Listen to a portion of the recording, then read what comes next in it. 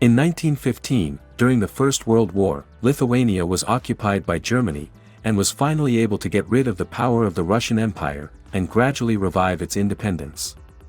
In 1915, with the arrival of Germany, the Lithuanian press was restored. And in honor of the 100th anniversary of the restoration of the Lithuanian press, a commemorative coin dedicated to the Lithuanian language was issued in Lithuania. This is the first €2 commemorative coin of Lithuania.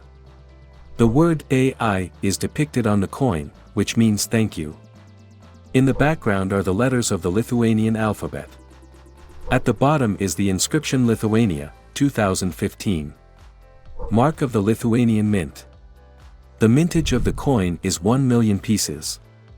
Recent sales on eBay ranged from $4.40 to $9.70. Currently, the cheapest coin costs $4.